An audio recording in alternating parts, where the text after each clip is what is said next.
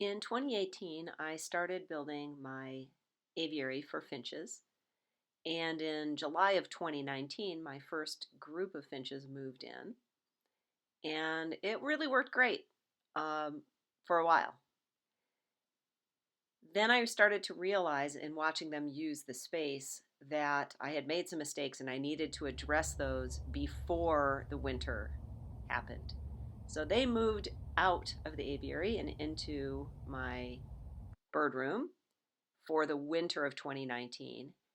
This video explains what did I learn and how did I address what came up so that the 2020 version would be better. Previous videos showed how I built the aviary initially. So the first version basically did work. Everything I needed to do, access the aviary, watch, sit inside, clean, and everything the birds needed. They needed to see the plexiglass. They had to find the warming area. I wanted them to have fun. Um, they had to stay safe. All of those basic things worked, but there were plenty of opportunities for improvement. The first big change is that I needed to take out the waterfall and pond. There was too much water flow, and the pond was clever in that it had a false bottom that was clear. So the pond was deep, but it only was effectively a half an inch deep. But the birds never bathed in it. They never drank out of it. They were intimidated by it. So enough. Removing it allowed me to put in 2 more decks, which in turn allowed me to put lots more trees and vegetation and hidey places for them. Plus there's extra storage underneath for the hose and the controllers for the water and mister.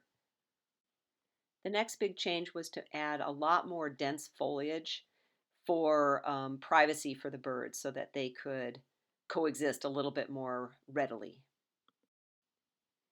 I added some more divided perches as well that doubled as holders or hangers for nest boxes. All of the divided perches have a little tray that slides out for cleaning, and the nest box itself can slide out for inspection. I added another dividing perch above the warming area. It's a nice toasty spot, and I thought it would be a great place to hang out. It also has a pull-out tray for cleaning. Next big change was to take the gravel out. I really like gravel, but it acted like mulch, not drainage. So it was catching all of the seeds and the seed hulls. They would get wet, they'd start to sprout, then they might mold. So for the time being, it's pond liner instead of gravel. Another change was to add lighting to the main area. As the days got shorter last fall, I realized that I had overlooked that and only lit the warming area. The last big change was in the way that I used the plants. I had originally drilled holes directly in the epoxy and just stuck the plants in there, but the holes collected water and I was concerned about where that was headed long term. So the first thing I did was clean out the holes in the hardscape, that is anything that was affixed to the floor of the aviary permanently, and I plugged those holes.